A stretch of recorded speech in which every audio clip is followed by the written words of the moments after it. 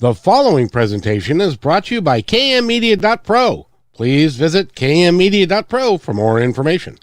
Now stay right where you are as we present.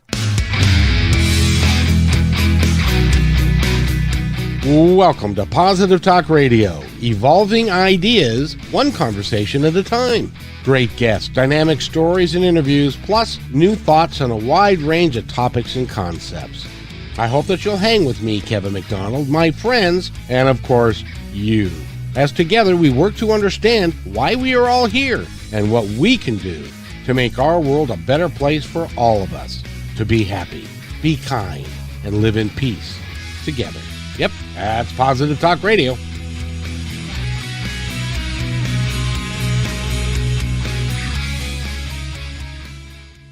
Talk Radio, and my name is Kevin McDonald, and welcome to the show, everybody. We've got a great guest for you today, and we are going to be talking to DDS, and we're talking coaching. We're talking executive coaching in a lot of different aspects of it. He's got a company, and if you'd like to follow along, go to soultrained with an ED at the end.com, and you can look at his website and see all of his team that he has working with him. And some really cool stuff. So if you go there, that'd be great. With that, I'd like to welcome DDS to the show. How are you, my friend? I am doing very well for a Monday. Thank you, Kevin.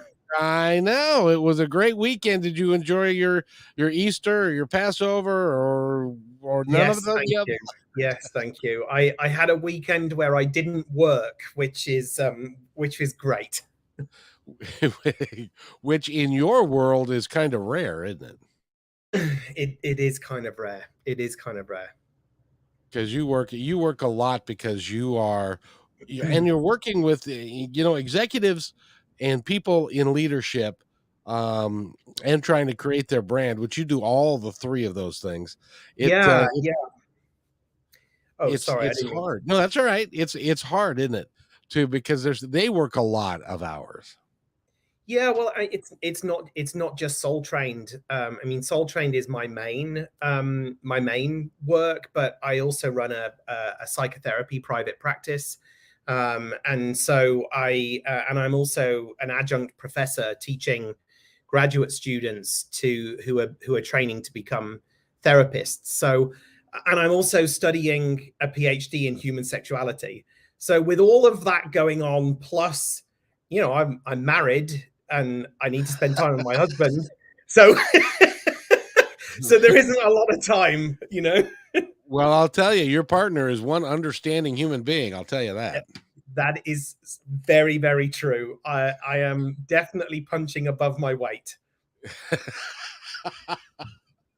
I wouldn't say that, because you are so the coaching is the one aspect of it, and you've got a team that does that. But you're also in school, and you're also a therapist, and you're studying human sexuality. What must that be like? Yeah, I mean, it's so I think we've a lot of the world has heard of a topic called critical race theory, which really understands and teases apart the complexity around racial identity and how race shows up in our day-to-day life. Well, the PhD in human sexuality that I'm studying, it looks at critical sex studies. So really understands gender, like explores topics of gender and sex and sexuality and how how the world that we live in today impacts who we are and how we show up from a gender and sexuality point of view. Have you found over time, if we could stay on that topic for just a little bit, if you don't mind, have you found over time, I'm a little longer in the tooth than you are, but have you found over time that our attitudes towards sexuality and same sex and the varieties, the wondrous variety that is out there, have you found that times are changing a little bit? Yeah, I mean, I don't know how much longer in the tooth you are than me, Kevin. I'm knocking on the door of 50. Oh, you're too kind. I was I'm a member of the LGBTQ community, and I remember the days when, I remember the days when the word queer was used as a slur, and actually the LGBTQ community have reclaimed that word in order to, I think, depathologize, take the malevolent power out of it. I grew up in the UK, and I remember some, a piece of legislation in Margaret Thatcher's government that was called Section 28, which, a bit like what's happening in Florida at the moment, but Section 28 banned schools talking about sexuality, particularly homosexuality. I was born in the year that homosexuality was depathologized by the American Psychiatric Association. It was taken out of a book of mental disorders.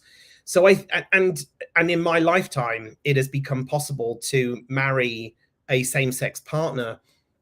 So for sure, things have changed, and things have moved on. But without shadow of a doubt, there are places, certainly in America, where it is there are still an absence of legislation protecting members of the LGBTQ community from being fired because of their sexuality. We know members of the trans community are under are legislation, and oppression and marginalization continues from that perspective. So I want to say, yes, times have changed and we have moved on, and that's really wonderful. And just as it is with racial inequality, with gender inequality, with disability and ableism, we've still got work to do. Simple as that. I couldn't agree more. I couldn't agree more. Last week, I interviewed a lady by the name of Velvet Steel. I don't know if you're aware of Velvet Steel. I do not know. She's in Vancouver, and she is a transsexual, and she was talking about all of the issues that she's had to live with going through life. And let me hold on just a second. Let me do that instead, because that's weird. Anyway, her life has had a lot of issues, and with it's anywhere from finding a job to getting equal pay and so it's been really tough for her. And as an example, I remember the day when I graduated from high school in 1975. So that'll date you, tell you how old I am. Got it. We didn't have any sexual or any homosexuals in our school. There weren't any. Now that's not true. There were, but they were all in the closet, and it was all hush hush. And now, fast forward, 15 years later, my sons went to school and they knew some openly gay people, which was really who they were. And so we've moved forward in that respect a little bit, but Yep. we still, and quite frankly, it's the younger people that are kind of driving that, because for them, it's no big deal. I don't care. Yes. That's what my Yes. sons tell me. It doesn't matter to me, and stuff. So it's moving, but I would like to see it be moving a lot faster. And for people like, and we don't talk politics much on this show, but DeSantis in Florida, he really does need to go away, because that's not very forward. That's not very positive. That's not very, very forward thinking. Wasn't it he or somebody that was saying you're not allowed to say gay in schools? Have you heard that one? I have heard that, and yeah, I mean, I too don't. I always get worried when we start to bring politics into this conversation, because it diverts it from the real issues, and then all of a sudden it becomes a conversation about the loony left and the raging right, and I don't know whether that I don't think that that's helpful. And I also recognize that you can't have a conversation about systemic oppression and marginalization without at some point talking about the politics that support it. Yeah, and the stuff that's I don't know who is behind the legislation, but I know the legislation that is preventing conversations about gender and sexuality in schools in Florida, which yeah, I mean, it is strange, it is bizarre, and because what they mean is you know, when they say you can't talk about sex and gender, what they're actually saying is you can't talk about anything other than heterosexuality and Correct. cisgender, right? You can only talk about what is mainstreamed and what is considered to be acceptable, and that which is promoted and put forward in the media and in you know, in the social conditioning that we grow up in. I saw a beautiful rebuttal to what was happening. I follow the New York City mayor on Instagram, and last week or the week before, they posted a slide on Instagram that just had the words "gay" everywhere. It was like "gay, gay, gay, gay," and then in the center it said, come to the city where you can say whatever you want to say." And it was New York City really supporting the LGBTQ community and kind of like, you know, throwing some jibes Florida's way. You know, that's why I say that the march towards equality continues, and we have made progress, and we continue to need to make progress so that and really this talks about the, you know, the first book that I published in February, which is all around belonging. Everyone, no matter who they are, no matter what body they're born into, no matter what they believe, no matter where they come from, deserves to feel like they belong. It's a basic human right. And as we continue, and equality is part of that, equity is part of that, diversity is part of that, inclusion is part of that. But what it all comes down to is what I believe to be a basic human right, and a primal need is that of belonging. I couldn't agree more because number one, in my world, we are all energy. Um, we are all come from the same place, regardless of our skin color, who we love, any of that. But what concerns me greatly is when you have clearly you have kids that are finding out in their early teens that they don't think like their buddies do necessarily, and they've got a different viewpoint on stuff, Yeah. and they're attracted to different people, and then you shut it down Yep. as being bad, or then that leads to a bigger dysfunction in that community. Would that be Yes, it fair to does. say? It would be very fair to say. It would be very fair to say.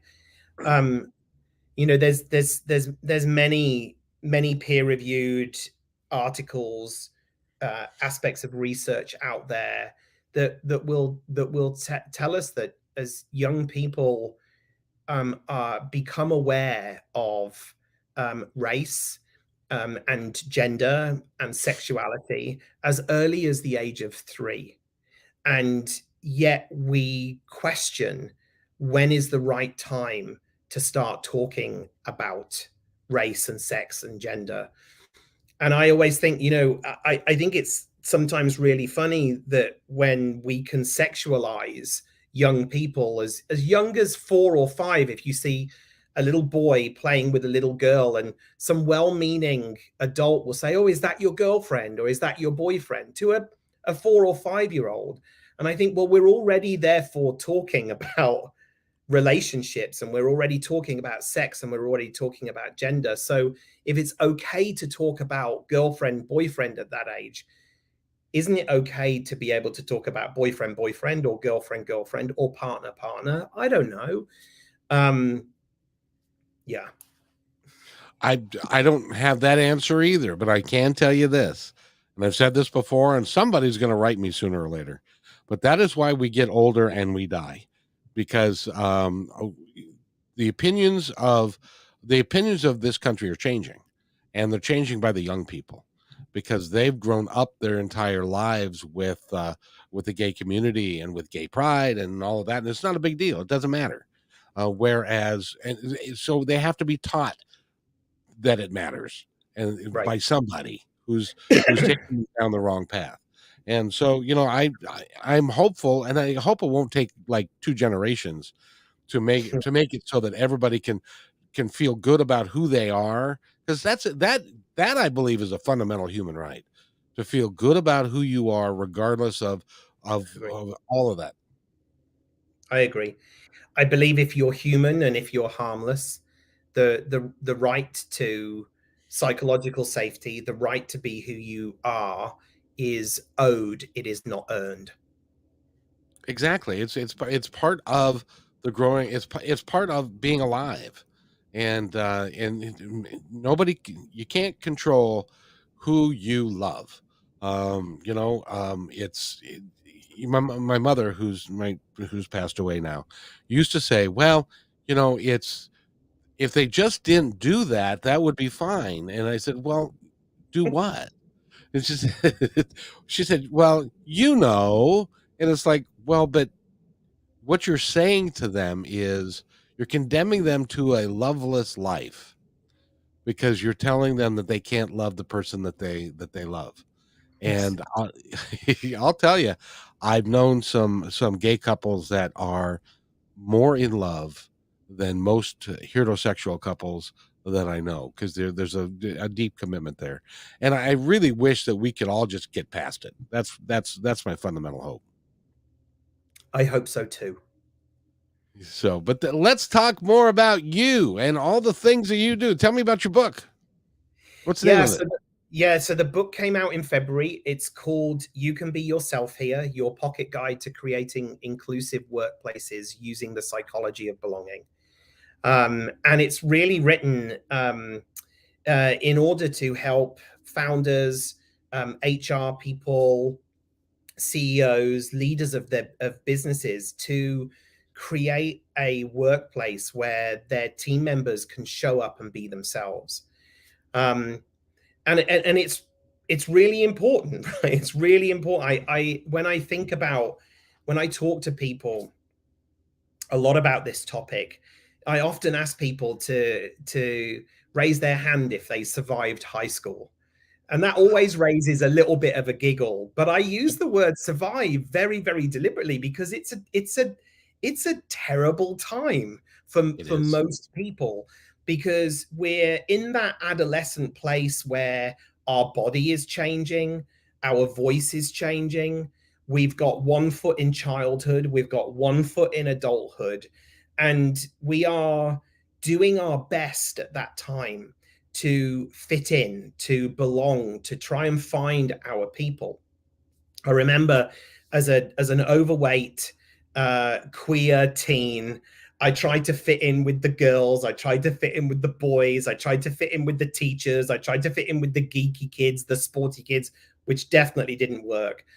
And every time I tried to fit in with a different crew, I was dumbing down, I was suppressing an aspect of my personality or my behavior in order to be deemed acceptable by the others, whoever the others were.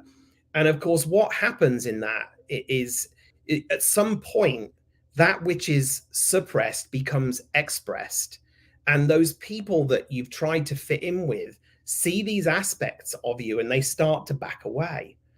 And so ultimately, it's a futile act, this idea of suppressing aspects of ourselves, because um well, yeah, because they get to see what really happens. And actually, it also takes an inordinate amount of psychological energy to be someone that you're not. Now, fast forward several years, and the world of work, I think, has many parallels with the world of school. You bet it does.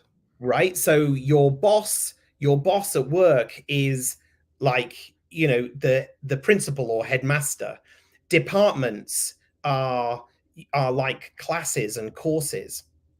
And then, of course, the teams and the people that you lunch with and the people that you don't lunch with at work are the cliques, and and the gangs of school. And so here we are at work, and we go into work, and we do the same thing. We cover up aspects of ourselves in order to be able to belong. And it's why single parents don't like to talk about their kids, or it's if people, perhaps Muslim people that don't drink, don't want to talk about their religion. Queer people don't want to talk about their same-sex partner because it's not okay by the general system, and we want to belong. And so all this time, it's almost like we're building up a second personality, a second version of ourselves. And that takes, like I said, an inordinate amount of energy to be able to sustain. And so the book really is all about, if you can create a workplace that is trauma informed, that brings about psychological safety, that enables people to come to work and be themselves so that they belong. That energy that would otherwise be taken up suppressing an aspect of who you are is available for relationships, for work, for productivity. And so those workplaces in which we can show up as ourselves, where we feel like we belong, not only do we feel better about working there, but ultimately they are higher performing, more productive, more profitable workplaces. I have always believed, I was in management years ago, and I've always believed that you, in order to bring the team together, you have to include everybody. And everybody's got to feel good about the efforts that you're making and feel rewarded and feel like it's okay to come to work rather than dreading coming to work because of what's going on with, whatever the situation is. And I'm amazed that there is not more of, I guess that would be a progressive point of view, but I'm amazed that there are not more companies that are saying, you know, this is just a better way of doing business. We want to eliminate turnover. We want to raise the abilities of each person, and it takes time to get their training and to get everybody up and running. And but at the end of the day, we'll have a more inclusive, a better workforce, better product, like just like you said, better productivity, more profit, and everybody can go home and be happy, and it shouldn't matter. It's hard when you go to work every day, and you're right. When you go to work every day and you go home and you have to kick the dog before you talk to your significant other because you don't want to bring that home and pollute that environment as well. So it's tough. Well, this is an interesting thing, right? The last 2 years, 2 and a bit years. I mean, we're starting to go back into the workplace now, but for 2 years, most people were working where they lived. And so there was a further, I mean, I remember my husband is a principal at a school. I remember we were working, I was in one room and David was in another room right next to me, and I could hear David having these conversations with his with their work colleagues, and I was like, I was never meant to hear my husband at work, like I could feel myself wanting to be involved and, like, offer David some coaching about how to talk to people at work, because our worlds got enmeshed.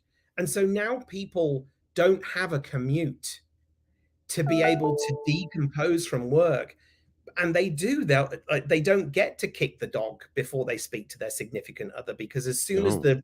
the last Zoom call finishes, the door opens and the kids come rushing in, or the partner comes rushing in. There's no separation anymore.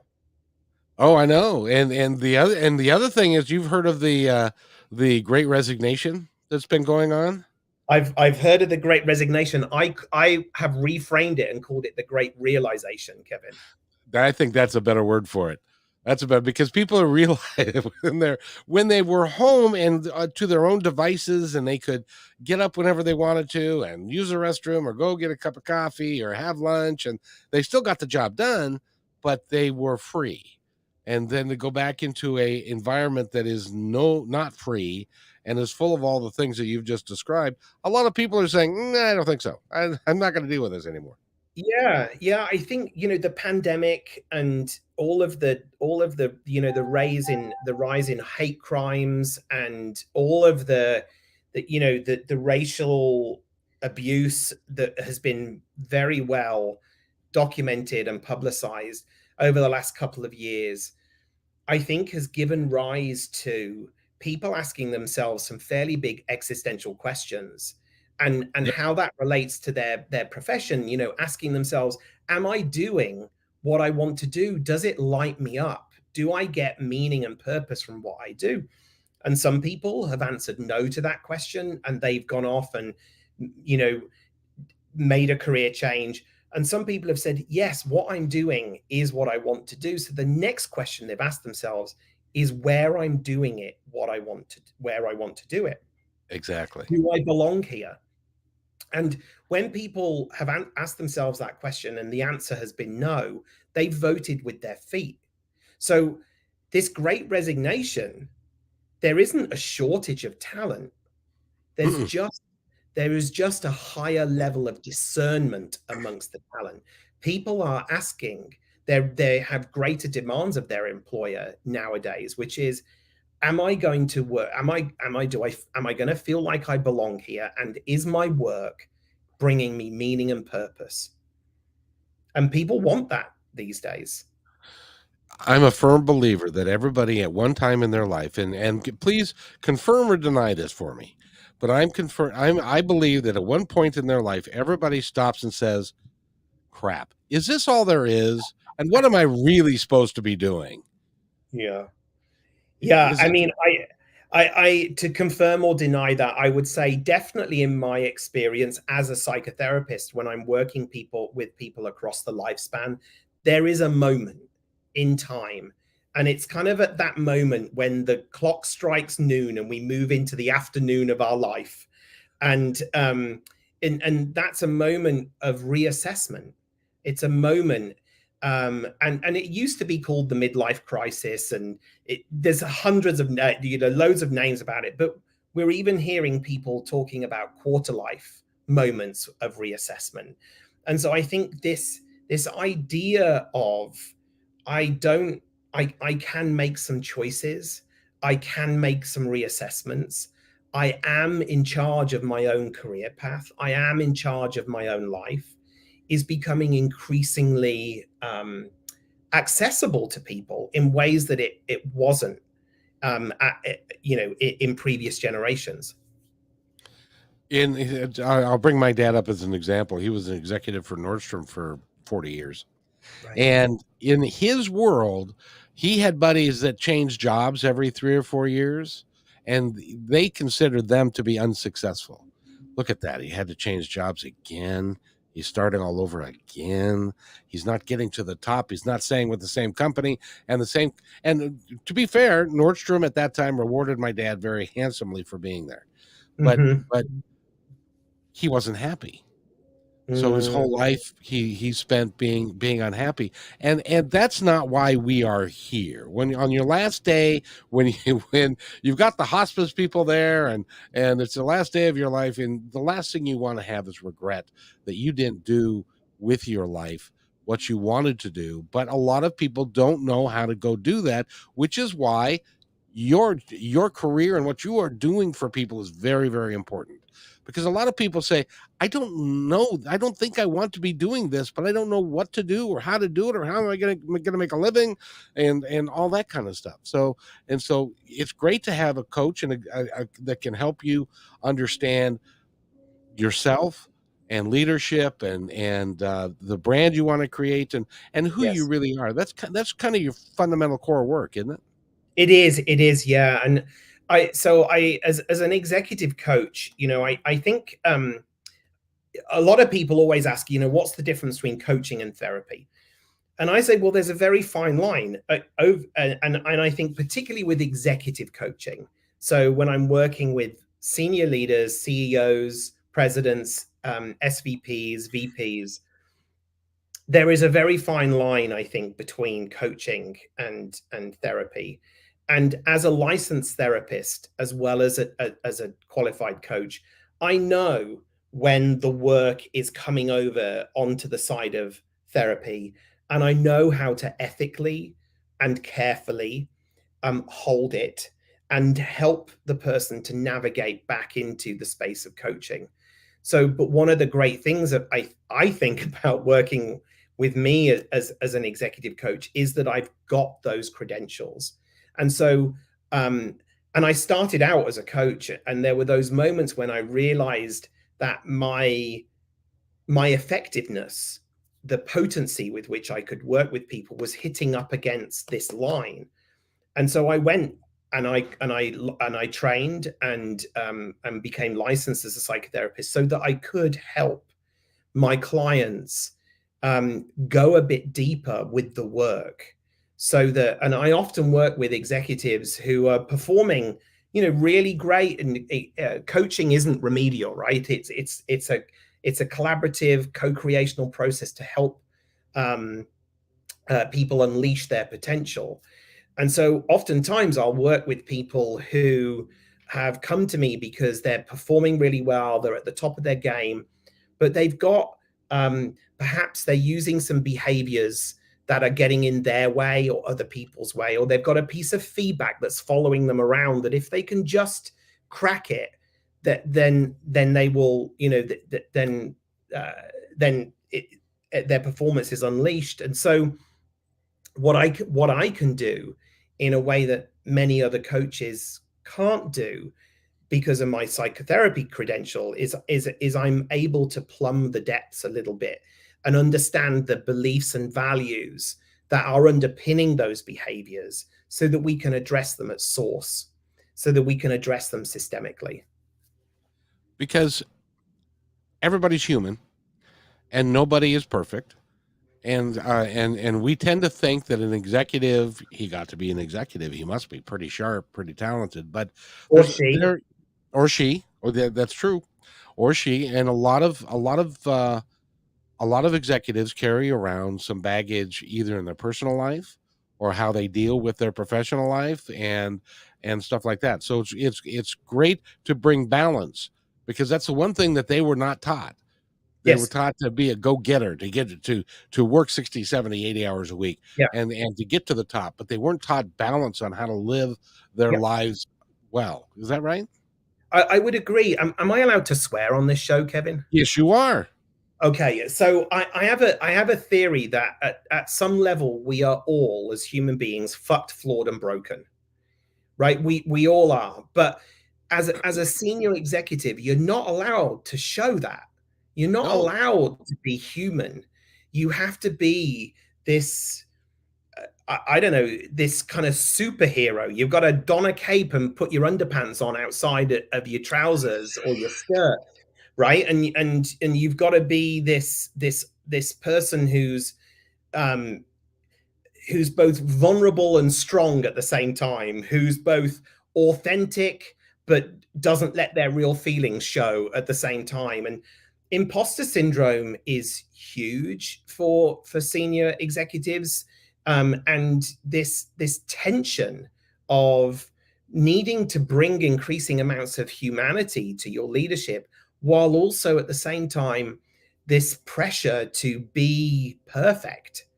It's tough and it's lonely at the top. And I know because I've been there. I had before I had Soul Trained, I had a 25-year career in HR, learning and development, org psych, up to board and C-suite level. So I've sat around these tables, the same tables, making the same decisions as my clients, and I know how tough it is. And so it's so important, I think, for executives to have a coach, because it's lonely, and it's important to have somebody, a safe space where you can process, unpack, explore all of the stuff that's going on for you in your world. I have a good friend of mine. He is a financial planner, and he makes 6 figures, or mid 6 figures, doing what he does. He has a financial coach. Because as I said, well, good God, you're really successful. He doesn't take clients who don't have $1 million plus portfolio. So I mean, he's very successful at what he does. And I said, why do you need a financial coach? And he said, because I can't think outside myself. I can't look at somebody else's viewpoint of me so I need somebody to help me do that so that I can be the best that I can be, which Right. makes sense to me. It does. I mean, look at Olympic athletes. They don't have one coach. They have a team of coaches looking after them. And so then when I think about a CEO of a Fortune 500 company or a founder of a scale up, their performance, if they start to think of themselves in elite athlete terms, then not having a coach would seem like a really big business risk. That a Yes. CEO or a founder or anyone at C-suite or anyone leading a department or anyone leading a group to not have a coach seems mind-boggling to me. Well, it's certainly is anti-intuitive because like you said, we can't know everything. We're humans, and we're going to make mistakes. We're going to have biases. We're going to have ideas that don't make any sense, but somehow we got it in our head. And so you need somebody that. And the other thing is that as an executive coach on the other side of it, you have the ability to affect change at the top, and which can affect the entire organization, and that Right. has to feel really good. It does feel it if I it feels good in terms of I feel like I'm working in my purpose. I believe that I am on this earth in this meat suit in this incarnation to be a catalyst for other people's growth. So when I'm able to do that, then it feels damn good. And um, I I don't lose sight of the importance and and the influence that I have. So the way in which I work is incredibly careful in and respectful, and I use a phrase ecological. So really thinking about the wider impacts of the work that I'm doing with this executive and knowing that it's like dropping a pebble in a pool and that the ripple effects will happen. Indeed, I'm glad you're doing that. I wish you a lot of success because we Thank you. need more in our country. I believe we need more enlightened leadership. I Um, would agree. there is there is a lot of folks who got to the top, and they got there a certain way, but times they be a changing. I think Bob Dylan wrote that song. Times they be a changing, and they are changing rapidly now. Yes. Um, and it needs to be. I think it needs to be different. I enjoy talking with you. You must come back on a regular basis. Would you do that? I would absolutely love to, Kevin. It's fun. It's fun to talk to you because you are a very educated man, but you're also very down to earth. And Oh, that's kind of you. Thank you. Yeah, I like to keep my feet on the floor. well, you got to. You got to at one point. By the way, we're talking to DDS, and go to Soul Trained. He is soultrained.com. He's an executive coach, and he also is an author. I find out more about you every time I talk to you. He's an author. He's in school. He also teaches school, and so he's really well rounded. And is that? Do you feel like that is part of your passion? Is to learn everything you can about the subject matter so that you can pass that on to the people that you work with? Yeah, I mean, it's really, really important to me, Kevin, that um, if I'm charging for a service, that service is fucking good, Well, at right? least And there is so that. and it is I mean, and I think that comes from my background. My undergrad was in hospitality management. I grew up in a pub, so my service orientation is very, very dear to me. And so yeah, I when I do a job, I want to make sure that I'm doing it bloody well. And so part of the qualifications that I have sought out and continue to seek out um, is for me is about bolstering my experience and bringing my knowledge so that when I work with an individual or a group of individuals, I'm doing so expertly, and I'm doing so carefully, and I'm doing so in a way that makes sure that they are getting value for money. I personally believe, and if you're listening to this, I personally believe that everybody who's growing up should work in the hospitality industry at one point or another. Because you will learn that you need the aspects of service that a lot of people have not have given up on, or they've never been exposed to it or don't believe in it. I don't know what it is, but I can always tell somebody who's worked in the service industry, because you care about people much more than others. I grew up in the service industry and was in the restaurant business for like 20 years, and it was a great time. It's hard work. I can't do it Yes. anymore, but but what it teaches you is it doesn't matter, because in the pub you could have a guy who makes $1 million a year sit next to a guy who's making $650 an hour, and you get to treat them the same. Isn't that cool? Isn't that cool? Because and you don't know who's rich and who's not, but but you're trying to be nice and careful and take care of everybody, and that's What you do know is that everyone that walks through the door is that they're there for the same thing.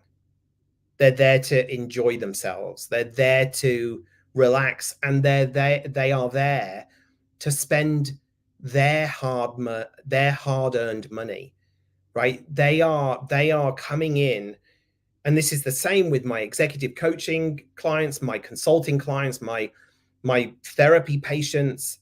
They are giving me money, right? They're handing over money that they have earned in order to receive something back for that money. And I take that very, very seriously. Oh, as I agree with you as well. You should, because it's like I always felt like when I was a general manager of a particular restaurant, I would tell everybody it's Friday night and we're going to have a party, and we're going to have a bunch of people that we have no idea who they are. They're going to come here because they want to have a good time with us. It's our job to give them that good time, and if we can do that, then by the way, they'll be appreciative and you'll make more money.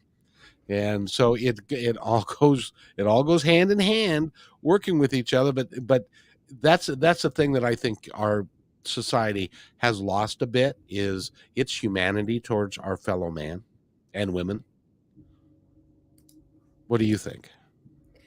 I mean, I think humanity, I think giving people the benefit of the doubt, I think assuming positive intent, and I think remembering that everybody is doing the very best they can with the resources they have available to them at the time is the key to relationships, to being able to be successful, whatever you determine successful as being.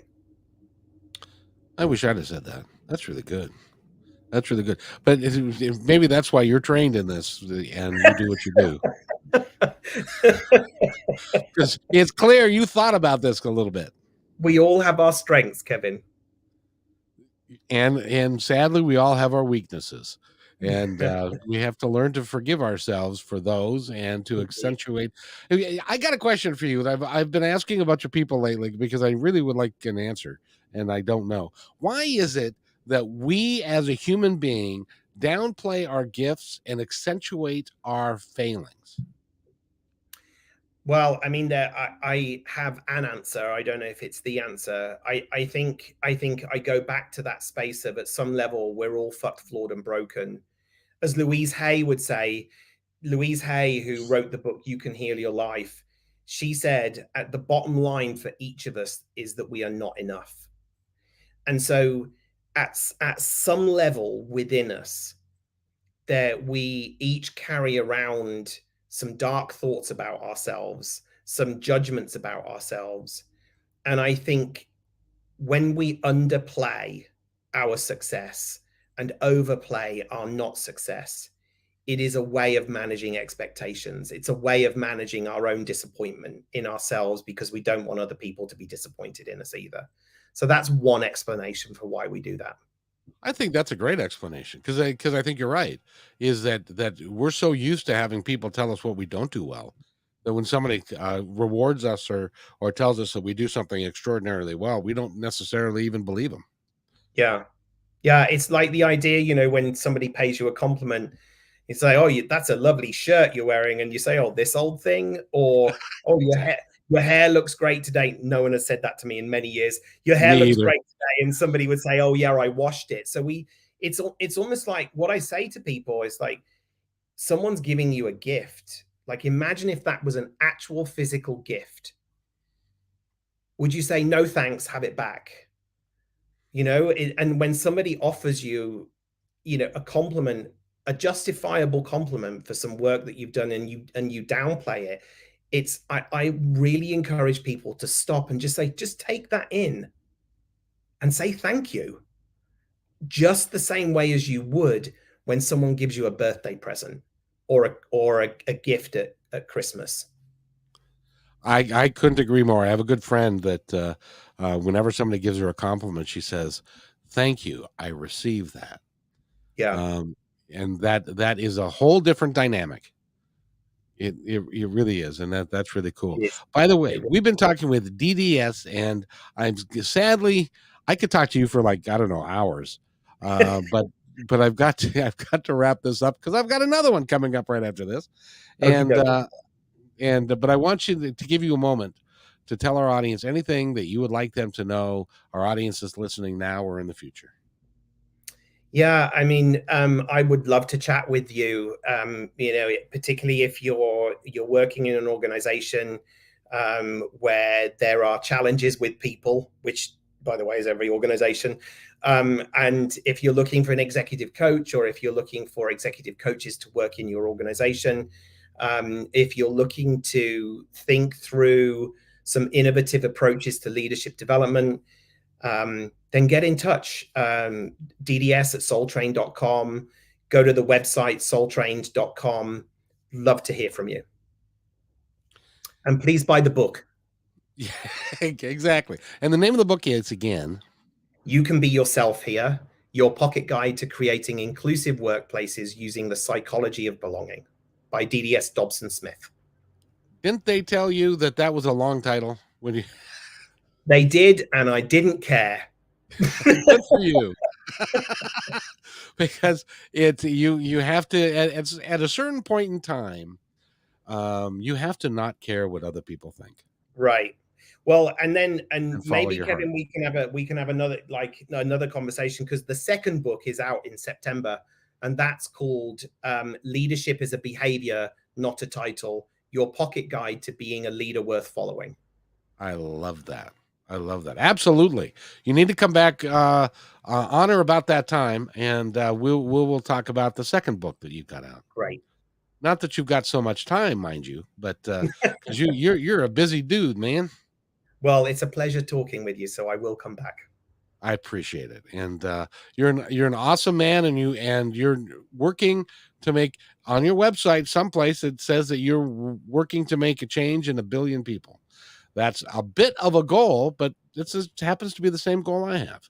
So I Nice. love working with people like you. Nice. So if you'll wait right there, I will be right back.